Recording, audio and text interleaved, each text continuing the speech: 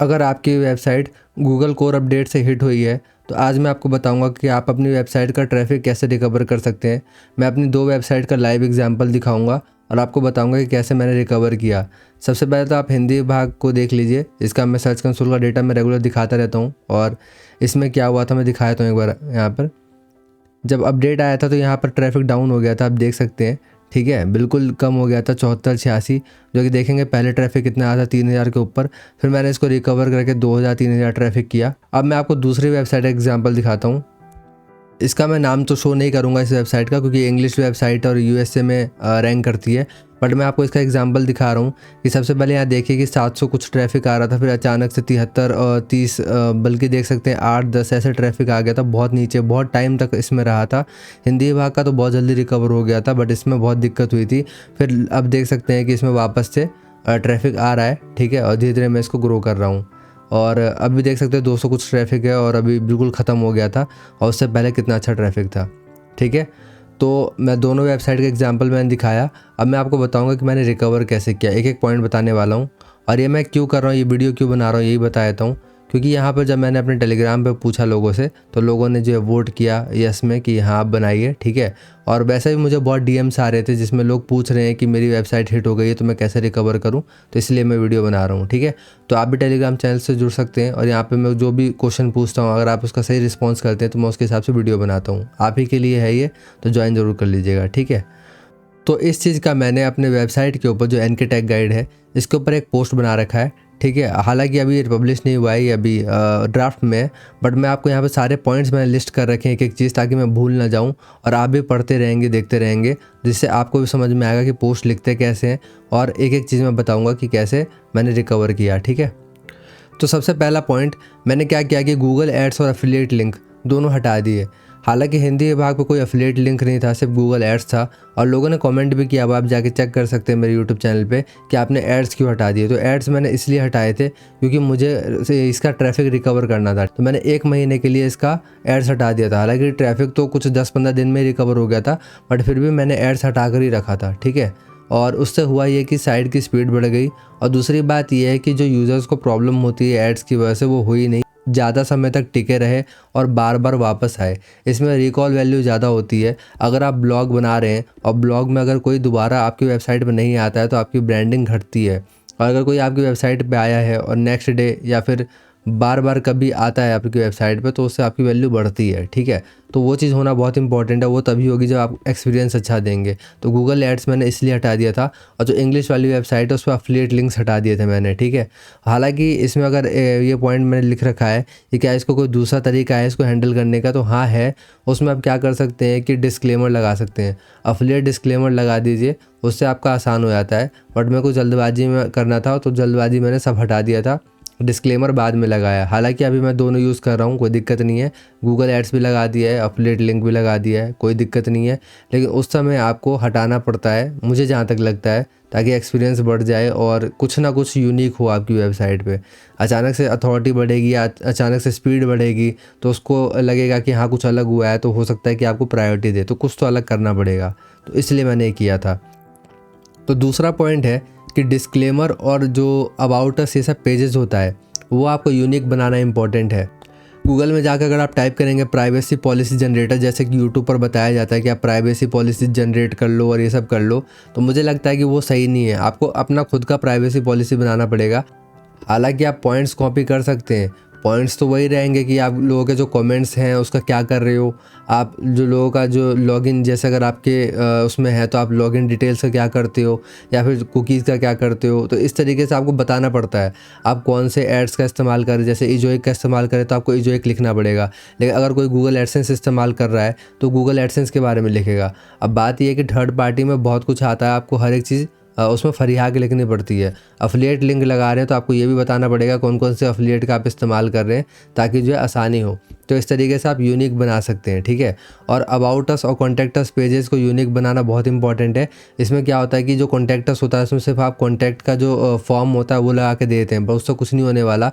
Contact us में आपको पूरा डिटेल देना पड़ेगा और जितने भी सोशल मीडिया पे आपके अकाउंट है जैसे कि ट्विटर हो गया, इंस्टाग्राम हो गया, टेलीग्राम हो गया, सारा लिंक वहाँ पे आपको देना पड़ेगा। मैंने एनके टैग गाइड पे ऐसे ही कर रखा है, बल्कि हिंदी भाग पे भी कर रखा है, आप जाके चेक कर सकते हैं। तो आपको कुछ यूनिक बनाना पड़ेगा। अबाउट अस में आपको अपने कंपनी का मिशन, आप लोग कौन है, आपकी टीम में कितने लोग हैं, ये सब लिखना पड़ेगा। मैं ये नहीं कहूँगा कि फेक डिटेल डालिए, बट वो जितना अच्छा लिखेंगे, जितना बड़ा लिखेंगे, उसका भी फ़ायदा हो रहा है जहाँ तक मैंने देखा है। ये करना बहुत इंपॉर्टेंट है। डिस्क्लेमर डालना भी बहुत इंपॉर्टेंट है कि आपके वेबसाइट पे क्या कंटेंट है और उसकी आप कितनी रिस्पॉन्सिबिलिटी लेते हैं और क्या आप डिस्क्लेम कर रहे हैं। डिस्क्लेमर होता है अस्वीकरण। अस्वीकरण लिखना बहुत इंपॉर्टेंट है आपकी वेबसाइट पे, ठीक है। तो इसे लिखिए और यूनिक लिखिए, यूनिक पेजेस बनाइए, यूनिक कंटेंट डालिए। हालांकि आप बॉडी कॉपी कर सकते हैं, जैसे कि ChatGPT से हम करते हैं क्या क्या पॉइंट्स डालें, बट थोड़ा सा कंटेंट यूनिक लिखना पड़ेगा, प्राइवेसी पॉलिसी इन सब में, ठीक है, ताकि आपको सीरियसली ले गूगल। क्योंकि जितनी भी बड़ी वेबसाइट्स है, जो कंपनी की वेबसाइट्स जैसे कि हिंदी में हो गया आज तक, NDTV, इन सब का आप देखेंगे तो उन सब का अलग डिफरेंट होता है, ठीक है, उन सब का सेम नहीं होता। लेकिन ये प्राइवेसी पॉलिसी जनरेटर इन सब वेबसाइट से क्या हो रहा है कि लोग एक ही कंटेंट डाल दे रहे हैं, बस अपने वेबसाइट का नाम चेंज करके। तो उससे कुछ नहीं होने वाला, कुछ यूनिक करना पड़ेगा आपको। अब तीसरा पॉइंट है कि सोशल मीडिया पेजेस और इंटरलिंकिंग, ये बहुत इंपॉर्टेंट है। सबसे पहले तो जितने भी इंपॉर्टेंट सोशल मीडिया है सब पर अकाउंट बनाइए। गूगल में जाकर सर्च करिए top 10 social media. Social media के आ जाएंगे कि ट्विटर इंपॉर्टेंट है, इंस्टाग्राम इंपॉर्टेंट, जितने भी टॉप 10 है सब पे आ जाएंगे। हालांकि जो मैंने अकाउंट बना रखा है वो बना रखा है ट्विटर पे, इंस्टाग्राम पे, यूट्यूब पे, फेसबुक पे, और एक आध और है टेलीग्राम वगैरह, मुझे याद नहीं, 5-6 पे बना रखा है। वो भी मैंने एनके टैग गाइड पे कॉन्टैक्ट अस में डाल रखा है, जाके देख सकते हैं। तो ये बनाना बहुत इंपॉर्टेंट है। और दूसरी बात, इसमें मैंने एक पॉइंट डाला इंटरलिंकिंग। इंटरलिंकिंग बहुत इंपॉर्टेंट है। प्रॉब्लम ये है कि लोग क्या करते हैं कि सिर्फ अकाउंट बना के छोड़ देते हैं। अकाउंट बना के छोड़ना नहीं है। जैसे कि मान लीजिए, आप, मैंने एग्जांपल भी दे रखा है कि अगर आपने ट्विटर का लिंक बनाया, मतलब ट्विटर पे आपने अपना अकाउंट बना रखा है, तो आपको क्या करना है कि ट्विटर पे इंस्टाग्राम का पोस्ट डालना है, ठीक है, इंस्टाग्राम का लिंक देना है कि यहाँ से आप इंस्टाग्राम पे जाके फॉलो करो। और इंस्टाग्राम पे डालना है जो अबाउट अस या बायो सेक्शन होता है, वहाँ पे आपको ट्विटर का लिंक डालना है, ठीक है। इससे होगा क्या कि गूगल को ये पता चलेगा कि आपकी वेबसाइट या आपका जो कंपनी है वो मतलब बहुत इंपॉर्टेंट है, ठीक है, आपके लिए बहुत मायने करता है। क्योंकि जितनी भी इम्पोर्टेंट जो बड़ी बड़ी साइट्स हैं उनका आप देखेंगे तो वो रेगुलर क्रॉस प्रमोशन करते रहते हैं। जैसे वो इंस्टाग्राम पे बोलेंगे कि ट्विटर पे जाके देखो, ट्विटर पे बोलेंगे कि हमारा इंस्टाग्राम पे, जैसे कि RVCJ, आपको पता होगा RVCJ, अगर आप फॉलो करते हो तो वो क्या करते हैं कि वो हर जगह पोस्ट डालते हैं और इंटरलिंकिंग करते हैं, ठीक है। क्या करेंगे, ट्विटर का स्क्रीनशॉट उठा के इंस्टाग्राम पे डाल देंगे, इंस्टाग्राम का स्क्रीनशॉट उठा के ट्विटर पे डाल देंगे, फेसबुक का, मतलब इस तरीके से करके क्रॉस प्रमोशन करते हैं, जिससे कि लोग जो है जाते रहते हैं। तो आपके सोशल मीडिया जो हैंडल्स हैं उन पर विजिट करना बहुत इंपॉर्टेंट है लोगों का, प्लस आपके सोशल मीडिया हैंडल से वेबसाइट पर भी आना बहुत इंपॉर्टेंट है। तो ये भी बहुत इंपॉर्टेंट पॉइंट है, तो इसे ज़रूर करिए। ये हालांकि उतना इंपॉर्टेंट नहीं है रिकवर करने के हिसाब से, बट फिर भी ये करना इंपॉर्टेंट है ताकि आपकी वेबसाइट बहुत कम हिट हो, जब भी हिट हो कोर अपडेट से, ठीक है। इससे होता ये है कि आपकी वेबसाइट की ब्रांडिंग बढ़ जाती है, EAT बढ़ जाता है, उसके बारे में अभी और बताऊँगा, ठीक है। तो ये चीज़ है और ये बहुत इंपॉर्टेंट है। ये जितना आप करेंगे उतना आपकी अथॉरिटी मजबूत होगी और ब्रांडिंग बढ़ेगी, ठीक है, और उतना ही आपको सीरियसली लिया जाएगा ऑडियंस द्वारा भी और गूगल द्वारा भी, ठीक है। चौथे पॉइंट की ओर बढ़ते हैं। चौथा पॉइंट है बैकलिंक्स बनाना। बैकलिंक बनाया था मैंने, जो इंग्लिश वाली साइट थी, ज़्यादा तो नहीं बनाए थे मैंने, 2-3 बैकलिंक्स बनाई थी और उससे ही काम हो गया था, ठीक है। और बैकलिंक बनाने का मैंने पहले भी एक वीडियो बना रखा है, उसे आप देख सकते हैं। अब इसमें क्या है कि क्वालिटी ओवर क्वांटिटी, तो क्वालिटी बहुत इंपॉर्टेंट है। अब जैसे कि क्या है कि अगर आप किसी फॉरम वेबसाइट से बनाएंगे बैकलिंक तो वो बहुत बेकार है, वो मत बनाइए, कोई फ़ायदा नहीं है। अगर आप किसी यूज़र जनरेटेड कंटेंट जैसे कि कमेंट करके बैकलिंक बनाते हैं तो बहुत बेकार है, उससे कुछ नहीं होने वाला है। करना क्या है आपको, या तो विकीपीडिया से बैकलिंक बनाने की कोशिश करिए, या तो विकीपीडिया जैसी और भी वेबसाइट्स हैं जहाँ पे आप इन्फॉर्मेशन देकर बैकलिंक ले सकते हैं, तो उससे बना सकते हैं, ठीक है। और आपका जैसे कि आपका और भी तरीका है, जैसे लिंक्डइन पे पेजेस बनते हैं, लिंक्डइन के पेजेस से आप लिंक ले सकते हैं। ब्लॉग पोस्ट का जो क्या कहते हैं पोस्ट होता है उससे बना सकते हैं। गूगल साइट्स होती है, wix.com होता है, इन सब का इस्तेमाल करके आप बैकलिंक बना सकते हैं। लेकिन यह है कि आपको उसमें भी कंटेंट डालना पड़ेगा और उसको भी इंडेक्स करवाना पड़ेगा। medium.com का इस्तेमाल कर सकते हैं। medium.com गूगल में रैंक कर रहा है, अगर आपका मीडियम का पोस्ट गूगल में रैंक करता है तो आप वहाँ से बैकलिंक लेके इसको रैंक कर सकते हैं, इंडेक्स करवा सकते हैं। मेरे मीडियम पे 250 से ज़्यादा फॉलोअर्स है, अगर आपको पता हो तो medium.com से आप इस तरीके से डाल के अपनी साइट की अथॉरिटी बढ़ा सकते हैं और अपने लिंक्स को भी मजबूत कर सकते हैं, जो बैकलिंक प्रोफाइल है। उसके बाद क्या है, नेचुरल लिंक बिल्डिंग। तो नेचुरल लिंक बिल्डिंग में क्या है कि आपको कुछ करने की ज़रूरत नहीं है, आपको अच्छा कंटेंट डालना है, नेचुरल लिंक्स मिलेंगे तो ऑब्वियस सी बात है, वो तो होता ही रहता है। आपको एग्जिस्टिंग बैकलिंक है उसको एडिट करना है, अगर किसी फालतू जगह से बैकलिंक बना रखे तो उसको हटा दीजिए अगर पॉसिबल है तो। अगर किसी और ने बना दी है या फिर गलती से बन गई है तो रहने दीजिए, कोई बात नहीं। लेकिन अगर हटा सकते हैं, अगर फालतू आपको लग रहा है कि हाँ ये बैकलिंक फालतू है तो उसको हटा दीजिए, ठीक है। गेस्ट ब्लॉगिंग उतना तो अच्छा नहीं है क्योंकि इसमें आपको पैसे देने पड़ते हैं, बट अगर आप किसी ब्लॉगर को जानते हैं जो आपका फ्रेंड है तो आप उसको बोल सकते हैं कि तू मुझे बैकलिंक दे दे किसी अपनी दूसरी वेबसाइट से जो रैंक कर रही हो और साथ ही साथ मैच कर रही हो उससे, और आप इस वेबसाइट से आप उसको अच्छी वेबसाइट को अथॉरिटी मतलब वो दीजिए, बैकलिंक दीजिए, जिससे उसकी भी अथॉरिटी बढ़े और आपकी भी अथॉरिटी बढ़े, ठीक है। तो इससे ये है कि दोनों का फ़ायदा होता है। उसके बाद क्या है कि ब्रोकन लिंक बिल्डिंग, अब ये स्ट्रेटजी बहुत पुरानी भी हो चुकी है और उतना फ़ायदा भी नहीं करती है, बट ये है कि फिर भी मैंने इस पॉइंट को इसलिए डाला है कि अगर आप ब्रोकन लिंक हिंदी में करते हैं तो आपको फ़ायदा हो सकता है, क्योंकि अब हिंदी में नया नया है, इंग्लिश में तो बहुत पुराना हो चुका है। इसमें बेसिकली लोग हारो का इस्तेमाल करते हैं जो रिपोर्टर वाला है, बट अगर आप हिंदी में इस्तेमाल करें तो ब्रोकन लिंक का फ़ायदा हो सकता है।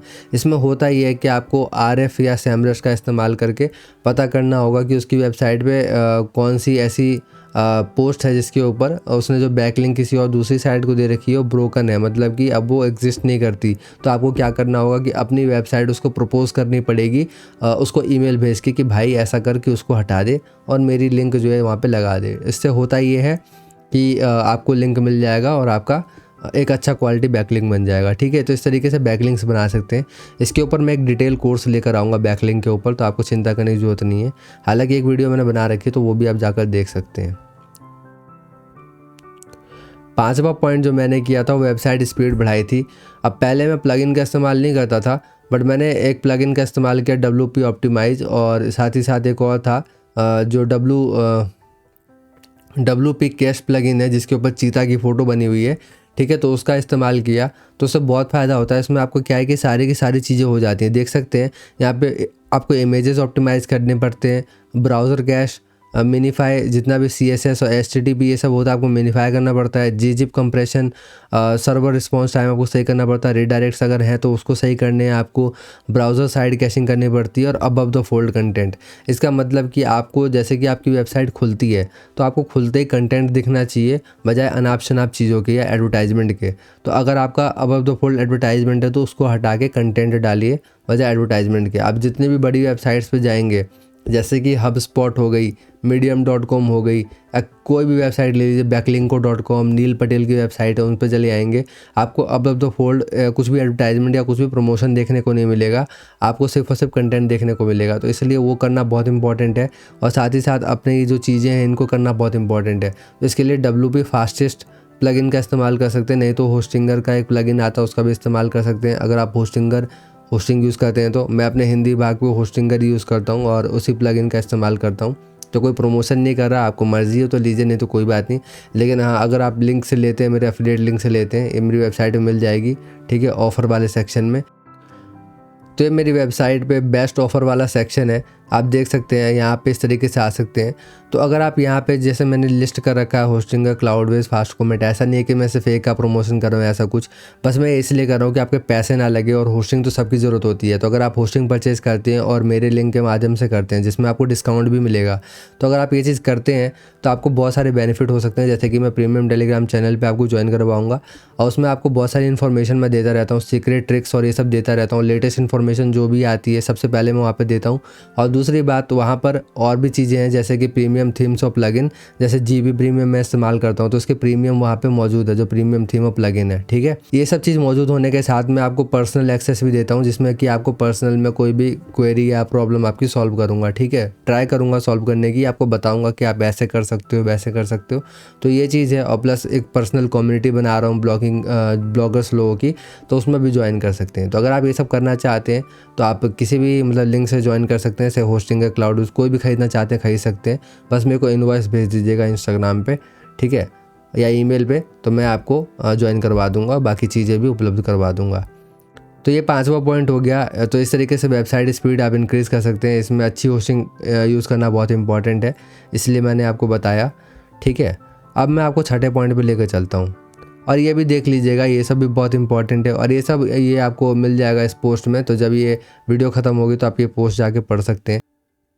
छठा है ओल्ड कंटेंट अपडेट। मैंने क्या किया उसके बाद कि जो जितने भी पुराने कंटेंट थे उसको अपडेट करना स्टार्ट किया, और ये मैंने 2 दिन के अंदर किया। मेरे 500 से भी ज़्यादा पोस्ट थे, मैंने बहुत सारे पोस्ट उसमें अपडेट किए। मुझे याद नहीं आ रहा, शायद 500 के 500 ही अपडेट कर दिए थे मैंने। हालांकि 600 से ऊपर पोस्ट हैं जहाँ तक मुझे याद आ रहा है हिंदी भाग पे। तो 500 के करीब मैंने पोस्ट अपडेट किए थे, मुझे याद है। तो इसमें क्या हुआ था कि जितने ही मैंने अपडेट किए फटाफट, तो उससे हुआ क्या कि उसकी इंडेक्सिंग बढ़ गई, ठीक है। हम जब इतने मात्रा में अपडेट करते हैं तो इंडेक्सिंग बहुत पावरफुल हो जाती है, क्योंकि इंटरलिंक रहते हैं आर्टिकल्स। तो एक जैसे ही अगर क्या कहते हैं गूगल की नज़र में आए, वैसे सारे के सारे आ जाते हैं। और मैंने अगर सबको अपडेट किया तो ऐसा होता है कि सब के सब एक दूसरे को इंटरलिंक कर रहे हैं, मतलब सबके सब नहीं, मतलब आर्टिकल्स इंटरलिंक कर रहे हैं एक दूसरे को इंटरनल लिंकिंग से माध्यम से। तो उससे होता ये है कि सारे के सारे अपडेट हो जाते हैं और इंडेक्स हो जाते हैं, जिससे कि उसका जो मेटा टाइटल और मेटा डिस्क्रिप्शन सारा गूगल में शो अच्छे से करने लगता है और उसकी रैंकिंग बढ़ जाती है। तो ये चीज़ें हो जाती है, जिसकी माध्यम से लोगों को ज़्यादा दिखने लगता है, इंप्रेशन बढ़ने लग जाते हैं और रिकवर फास्ट हो जाता है। तो ये चीज़ बहुत इंपॉर्टेंट होती है, और मैंने 2 साल से कंटेंट उसके अपडेट नहीं किए थे जो मेरे वेबसाइट के थे। और इंग्लिश वाली वेबसाइट पे भी मैंने यही किया कि जितने भी ओल्ड कंटेंट थे सब में कुछ ना कुछ जाकर डाला, ठीक है। एक जॉन कनिंगम करके यूट्यूब पर एक बंदा है, उसकी वीडियो आप देख सकते हो। उसने कैसे लिख कर आर्टिकल को वो करके चैट जीपीटी से उसने रिवैम्प किया और उसकी साइट चल पड़ी, उसकी पोस्ट चल पड़े। तो इस तरीके से चीज़ें आप कर सकते हैं। तो ओल्ड कंटेंट अपडेट करना बहुत इंपॉर्टेंट है। अगर आप अभी भी अपने वेबसाइट पे काम करते हैं या लिखते हैं तो ओल्ड कंटेंट ज़रूर अपडेट करिए, बहुत इंपॉर्टेंट चीज़ है। भले ही आपको कोर अपडेट आया हो या ना आया हो, ये बहुत इंपॉर्टेंट चीज़ है। और अगर आप नहीं करेंगे तो कोर अपडेट से आपकी वेबसाइट हिट हो सकती है। 7वां है नॉट वर्दी कंटेंट डिलीट। इसमें क्या हुआ कि जो मेरी वेबसाइट पे जो ऐसे पोस्ट थे जिसका कोई मतलब ही नहीं था, मतलब वो गूगल में रैंक भी नहीं कर रहे हैं, और क्या कहते हैं उसके कीवर्ड्स भी आउटडेटेड हो गए हैं। जैसे कि आप समझिए कि 2023 चल रहा है और मैंने अब कंटेंट डाल रखा है 2022 का, ठीक है। और मैं उसको अपडेट भी नहीं कर सकता क्योंकि 2022 में ही वो ख़त्म हो गया होके, ठीक है। और अब कोई उसको सर्च भी नहीं करने वाला। तो ऐसे कंटेंट को आपको डिलीट कर देना है। और साथ ही साथ ये भी आपको देखना है कि आपकी किस में वो नहीं है, अथॉरिटी नहीं है। कहने का मतलब कि अगर आप कुकिंग के ऊपर लिखते हैं और आपने बाय द वे गलती से हेल्थ पे डाल रखा है तो आपको हटाना पड़ेगा, क्योंकि आपका हेल्थ नहीं है, आपका रेसिपी या फूड जो भी है आपका वो मैक्रोनिश है, ठीक है। तो आपको उसमें रहना पड़ेगा, आपको वो चीज़ हटानी पड़ेगी। तो ये बहुत ही इंपॉर्टेंट पॉइंट है। आपकी जो भी नॉट वर्दी कंटेंट है उसको डिलीट कर दीजिए, क्योंकि वो आपको पीछे हटा रहे हैं। और एक पेजेस का असर अब सब पेजेस पे गूगल डाल रहा है। ये जो नया अपडेट आया उसमें ये चीज़ है। तो एक पेज का असर सारे पेजेस पे पड़ रहा है। तो आपका एक एक पेज अब मायने करता है, एक एक पेज आपकी ब्रांडिंग पर असर डालता है। तो ये ज़रूर करिए, जो भी आपका फालतू पेज है उसको डिलीट करिए, ठीक है। या फिर उसमें कंटेंट अच्छा डालिए या उसको नए के हिसाब से अपडेट करिए, ठीक है। ये बहुत इंपॉर्टेंट चीज़ है। 8वां पॉइंट है कि आपको ईएटी होता है एक्सपर्टीज़, अथॉरिटेटिवनेस, ट्रस्टवर्दीनेस। ये आपका ईएटी का फुल फॉर्म होता है, और आपकी साइट अथॉरिटी इसमें जजमेंट करी जाती है गूगल के द्वारा। इसमें कोई भी पैरामीटर नहीं होता जो आपको एक्चुअली कहीं पे दिखे। जैसे कि आपको आरएफ की रैंकिंग दिखती है, मोज की रैंकिंग दिखती है, उसका कोई लेना देना नहीं है ईएटी से। ईएटी खुद गूगल अपना बनाता है और बैकएंड में उसको अपने हिसाब से वैल्यू देता है या नहीं देता, जो भी है, ठीक है। अब इसमें क्या है कि मैंने पूरा डाल रखा, पढ़ भी सकते हैं। एक्सपर्टीज़ में क्या होता है कि आपको ये दिखाना है कि आपकी उसके कंटेंट में एक्सपर्टीज़ कितनी है। अब जैसे मैं आपको लाइव एग्जांपल देता हूँ। अगर मान लीजिए आप कुकिंग का शौक़ करते हैं, कुकिंग का शौक़ रखते हैं और एक शेफ़ हैं या रेसिपी बनाते हैं या रेसिपी अपने हिसाब से निर्मित करते हैं या कुछ अलग अलग सोचते हैं या कुछ अलग डालते हैं इस तरीके से, और आपका साथ ही साथ यूट्यूब चैनल भी है। यूट्यूब पे लोग आपको कमेंट्स करते हैं, आपको कहते हैं नाइस, मतलब जो भी है आपका कंटेंट को नाइस बोलते हैं, अच्छा बोलते हैं। तो इससे ये गूगल समझेगा कि अच्छा उसका यूट्यूब पे तो चैनल है ही, उसको लोग अच्छा बोल रहे हैं वहाँ पर। साथ ही साथ इसका ट्विटर पे भी एक अकाउंट है, ट्विटर पे भी लोग अच्छा बोल रहे हैं, प्लस उसका वहाँ पर भी अकाउंट है, वहाँ पर भी अच्छा बोले, समझ रहे हैं। मतलब जितना भी आपका सोशल मीडिया अकाउंट है, जितना भी, उसमें लोग आपका कमेंट करने चाहिए, लोग एंगेजिंग होने चाहिए, फॉलोअर्स आपके होने चाहिए। तो उससे आपकी एक्सपर्टीज़ बढ़ती है। उससे ये समझ में आता है कि बंदा इस चीज़ में एक्सपर्टीज़ होल्ड करता है, तो आपको आपको ऊंचा रैंक करवाएगा। जैसे कि निशा मधुलिका की वेबसाइट है, ठीक है, ऐसे ही और भी शेफ़ हैं जिनकी वेबसाइट्स ऊपर रैंक करती हैं। आप चाहे कुछ भी रेसिपी सर्च कर लीजिए, अगर वो रेसिपी उन्होंने अपनी वेबसाइट पे लिखी है तो उन्हीं की वेबसाइट सबसे ऊपर आती है। ऐसा क्यों है? क्योंकि वो उसमें अथॉरिटी होल्ड करते हैं। उन्होंने यूट्यूब पर भी उसकी रेसिपी डाल रखी है और बाज़ाब्ता वो बना के दिखा रखा है। तो इससे ज़्यादा एक्सपर्टीज़ क्या चाहिए होगी गूगल को? अगर आप कोई नए बंदे हैं और आप डालते हैं कोई रेसिपी किसी चीज़ पे, तो गूगल आपको क्यों वो करेगा? वो उसको मतलब ट्रस्ट करने का कोई मतलब ही नहीं है। तो ये होती है आपकी एक्सपर्टीज़। अथॉरिटी भी यही चीज़ है कि आपकी अथॉरिटी जो होती है बैकलिंक्स वगैरह बना के, आपको उसी चीज़ से बैकलिंक लेनी है, उन्हीं साइट से बैकलिंक लेनी है या उन्हीं निश जो भी हैं, जैसे कि मान लीजिए रेडिट है, मीडियम है, इन सब पे भी जो आप बैकलिंक्स लें वो उसी से लें जो क्या कहते हैं उस चीज़ में काम कर रहे हो जिसमें आप काम कर रहे हैं। ऐसा नहीं कि आप फूड वाले पे काम कर रहे हो और स्पोर्ट्स इंडस्ट्री से बैकलिंक ले रहे हैं, तो वो चीज़ नहीं है। ट्रस्टवर्दीनेस भी वही होती है जैसे मैंने आपको बताया था। अबाउट अस पेज और कॉन्टैक्ट जैसे इन्फॉर्मेशन की बात यहाँ पर कही जा रही है, और टेस्टिमोनियल्स, रिव्यूज़, ये सब चीज़ें हैं, केस स्टडीज़, ये सब। तो ये सब क्या है? ये सब आपका ये अथॉरिटी और ये ट्रस्टवर्दीनेस बढ़ाता है। जितना आपका ये यूनिक रहेगा, जितना बड़ा रहेगा, जितना अच्छा रहेगा, जितना अच्छे तरीके से आप रिप्रेजेंट करेंगे और आपका वो सोशल मीडिया हैंडल से क्या कहते हैं कनेक्ट होगा और उसको देखेगा गूगल कि हाँ मतलब ये सही है कि नहीं, जो ये इन्फॉर्मेशन यहाँ पर लिख रहा है क्या वो वहाँ मैच कर रही है, नहीं कर रही है। तो इस तरीके से आपकी ट्रस्टवर्दीनेस बढ़ती है। तो ये सब करना बहुत इंपॉर्टेंट है, पेजेस अच्छे से बनाने बहुत इंपॉर्टेंट है, ठीक है। और ईएटी इसी से बढ़ता है। और इसी में एक और चीज़ आती है वेब मेंशन। वेब मेंशन बहुत इंपॉर्टेंट है, आपने इसका नाम बहुत सुना होगा यूट्यूब पे। तो वेब मेंशन से होता क्या है कि आप यूट्यूब पे जो वीडियो बनाए, जैसे मान लीजिए निशा मधुलिका का हमने एग्जांपल लिया, तो क्या करेगी कि अगर वो यूट्यूब पर वीडियो बनाएंगी दाल मखनी का, ठीक है, उन्होंने बनाया, उन्होंने बोला कि इसकी रेसिपी मेरी वेबसाइट में मौजूद है या इसको आप जाकर देख सकते हो या इसकी विधि ये सब जाकर देख सकते हो। तो आप क्या करें कि आप उसकी वेबसाइट पर गए, उनकी वेबसाइट पर गए, तो आप क्या किए कि उनकी वेबसाइट पे जाके दाल मखनी का रेसिपी देख ली या जो भी है। तो यहाँ पर हुआ क्या कि यहाँ पे वेब मेंशन बढ़ गया। वेब मेंशन से आप जैसे कि लोगों ने सर्च किया, अब लोग गूगल पे भी जाके सर्च कर रहे हैं, तो उससे गूगल को पता चला कि इसकी ब्रांडिंग है, इस बंदे की ब्रांडिंग है, इस बंदी की ब्रांडिंग है, इसका मतलब लोग इसको सर्च कर रहे हैं, जिससे कि उसकी ईएटी बढ़ जाती है। तो इस तरीके से ईएटी काम में आता है। तो वेब मेंशन बहुत इंपॉर्टेंट है। इसलिए अगर आपकी ब्लॉग है, आपका कोई वेबसाइट है और आप उसको रैंक करवाना चाहते हैं या उसको रिवैम्प करवाना चाहते हैं, तो वेब मेंशन का ज़रूर सहारा लीजिए, ठीक है। नौवां पॉइंट है यूज़र एक्सपीरियंस। और यहाँ पे मैं कंसिस्टेंसी बोलना भूल गया। कंसिस्टेंसी बहुत इंपॉर्टेंट है। आपको अपनी वेबसाइट पे रेगुलर पोस्ट डालना पड़ेगा, चाहे आपकी बड़ी वेबसाइट है छोटी वेबसाइट है, चलती तभी रहेगी जब आप कंसिस्टेंट रहेंगे। तो अगला है यूज़र एक्सपीरियंस। यूज़र एक्सपीरियंस अच्छा करना बहुत इंपॉर्टेंट है। इसमें बहुत सारी चीज़ें आती हैं, जैसे कि मोबाइल फ्रेंडली डिज़ाइन ऐसा रखिए जो बहुत सिंपल हो, सूदिंग हो। इसलिए मैंने जनरेट पेज रखा है। मैंने हर वेबसाइट पे जनरेट पेज यूज़ कर रखा है क्योंकि सबसे सिंपल और सूदिंग है। इसको इस्तेमाल करना बहुत ईजी है और लोगों के लिए बहुत अच्छा है। इसमें बहुत सारे फीचर्स मिल जाते हैं और अगर आपको ये चाहिए तो मैंने पहले ही बता रखा है आप कैसे ज्वाइन कर सकते हो, कैसे पा सकते हैं प्रीमियम थीम और प्लगइन, ठीक है। उसके बाद पेज लोड स्पीड। आपकी स्पीड बहुत तेज़ होनी चाहिए आपकी वेबसाइट की। इसी वजह से मैंने एड्स हटाए थे ताकि स्पीड तेज़ हो जाए। और भी कारण होते हैं जैसे अच्छी होस्टिंग होना, ये सब होना, ये स्पीड को आपको क्या कहते हैं असर डालता है। उसके बाद है नेविगेशन अच्छा होना। नेविगेशन अच्छा होने का मतलब क्या है कि जैसे कि आपकी जितनी भी कैटेगरी, आप मान लीजिए 17 कैटेगरी पे काम करते हैं अपनी वेबसाइट पे, तो वो कैटेगरीज ऐसी होनी चाहिए कि वो एक ही पेज से सारे पेजेस पे जा सके आदमी। मतलब कि जैसे आपका होम पेज हो गया तो उसी पे आपकी 17 कैटेगरी मेंशन होनी चाहिए, जिससे कि बंदा आपकी वेबसाइट पर आते ही फर्स्ट पेज से किसी भी पेज पर जा सके, ठीक है। अब होता क्या है कि लोग छुपा कर रखते हैं कुछ चीज़ें, बट ऐसा आपको नहीं करना है। नेविगेशन अच्छा करना बहुत इंपॉर्टेंट है, उसी को नेविगेशन कहते हैं। रीडेबिलिटी में क्या आ जाता है कि आपकी जो कंटेंट चीज़ें, जो कंटेंट जो आपने लिखा है वो बहुत अच्छा होना चाहिए। जैसे कि टेबल होना चाहिए, फॉर्मेटेबल होना चाहिए, मतलब जो बिल्कुल फॉर्मेशन में होना चाहिए आपका। जैसे कि मान लीजिए H2 लिख रखा है तो H2 के बाद ही H3 आए, ऐसा नहीं कि H3 आ रहा है फिर H2 आ रहा है फिर H1 आ रहा है, ऐसा नहीं है। पहले H1 आए उसके बाद H2 फिर H3, और इसी तरीके से टेबल्स और ये सब चीज़ें भी आपकी मेंशन होनी चाहिए अच्छे से, तो आपका उससे एक्सेसिबल कंटेंट बन जाता है। कॉल टू एक्शन क्या है कि आपको जैसे बटन्स होते हैं जो आप लगाते हैं कि क्लिक करके परचेज़ करें या साइन अप करें, ये सब तो वो सही से होना चाहिए, बजाय जो है ऊंचा नीचा या बड़ा छोटा होने के, बिल्कुल मीडियम या सही आकार का होना चाहिए। विजुअल अपील अच्छी होनी चाहिए आपकी वेबसाइट की। और एलिमेंट्स हो वो बिल्कुल कम हो और नॉर्मल एलिमेंट्स इस्तेमाल करिए। जैसे कि शेयर बटन आप इस्तेमाल करते हैं तो शेयर बटन नॉर्मल रखिए, छोटा रखिए, ऐसे नहीं बड़ा बड़ा कि लोग कंटेंट ही नहीं पढ़ पा रहे।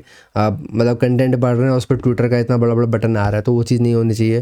बिल्कुल नॉर्मल होना चाहिए, बिल्कुल छोटा सा साइड में दिखना चाहिए कि अगर किसी को शेयर भी करना है तो कर सके और कंटेंट उसको अच्छा लगे, वो पढ़ पाए। सबसे बड़ा मकसद यही होना चाहिए कि वो पढ़े और आपकी वेबसाइट पे दोबारा आए। ठीक है, गूगल के पास कोई ऐसा सिस्टम नहीं है कि वो पहचान सके कि वो क्या कर रहा है यूज़र, उसको अच्छी लग रही है नहीं लग रही है। क्योंकि कई बार ऐसा होता है कि लोग खोल के ही बैठ जाते हैं, बट ये है कि उसको ध्यान नहीं देते, तो उसको कैसे पहचानेगा? वो इस तरीके से पहचानता है कि जैसे उसने बंदे ने आपकी वेबसाइट पे क्लिक किया और आपकी वेबसाइट पे आया गूगल से।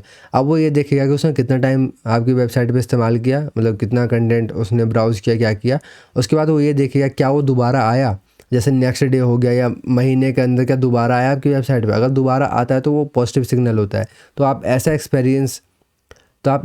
यूज़र एक्सपीरियंस दीजिए यूज़र्स को कि वो दोबारा आपकी वेबसाइट पर आएँ। ठीक है, उसके बाद सिक्योरिटी और ट्रस्ट सिग्नल्स। अपनी वेबसाइट पे कोई भी ऐसा लिंक मत रखिए जिससे कि लोगों को दिक्कत हो। जैसे क्या होता है, कई बार कुछ लोग ऐसे एड्स इस्तेमाल करते हैं कि लोगों ने क्लिक किया, पॉपअप आ गया, तो लोग उससे परेशान होते हैं। जैसे कि और उसमें एड्स भी अच्छे अच्छे नहीं होते, मैं बोलना नहीं चाहता, बस वहाँ पे एड्स जो होते हैं वो बच्चों के लिए नहीं होते, थोड़े बड़े लोगों के लिए होते हैं। तो आप समझ सकते हैं कि मैं क्या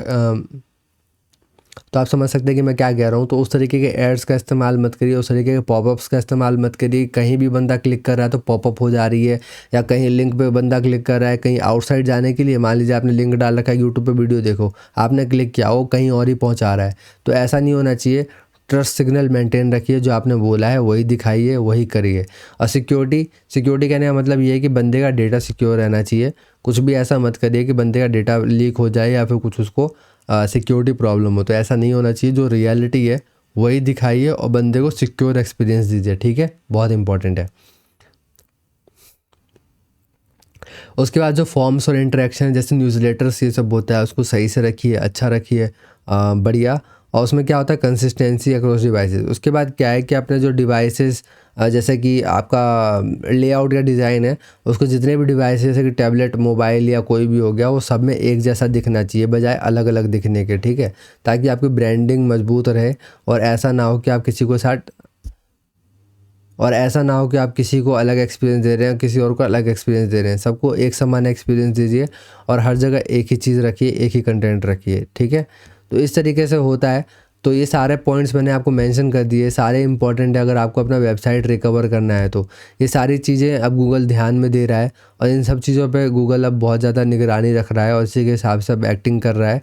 क्योंकि रेडिट, कोरा, इन सब पे आपने देखा होगा कि ट्रैफिक बढ़ गए हैं, क्योंकि उनकी अथॉरिटी अच्छी है और उसके ऊपर लोगों को डाइवर्स आंसर्स और ये सब चीज़ें मिल जाती है। इस पे लोग ज़्यादा टाइम स्पेंड करते हैं और बार बार आते रहते हैं, इन्होंने अकाउंट्स बना रखे हैं। तो इस वजह से क्या हो रहा है कि अब गूगल इस पे ध्यान दे रहा है कि लोग आपके वेबसाइट पे दोबारा कब आते हैं। तो इसलिए ऐसा एक्सपीरियंस दीजिए लोगों को कि आपकी वेबसाइट पे दोबारा आएँ। तो इसी तरीके से आपका वेबसाइट भी रिकवर होगा, ये सब चीज़ें होंगी। तो आशा है कि आपको ये वीडियो पसंद आई होगी और आप मेरे को टेलीग्राम वगैरह पे ज़रूर फॉलो कर लीजिए। ठीक है, टेलीग्राम हो गया, यूट्यूब पे सब्सक्राइब कर लीजिए, इंस्टाग्राम पे मुझसे आप आंसर्स पूछ सकते हैं। 244 सब्सक्राइबर्स हैं, यहाँ पर भी आप मुझे फॉलो कर सकते हैं। बाकी मेरी वेबसाइट है, इस पे जाके आप ब्लॉग पढ़ सकते हैं मेरे द्वारा लिखे हुए। ठीक है, बाकी वीडियो को एंड तक देखने के लिए बहुत बहुत धन्यवाद।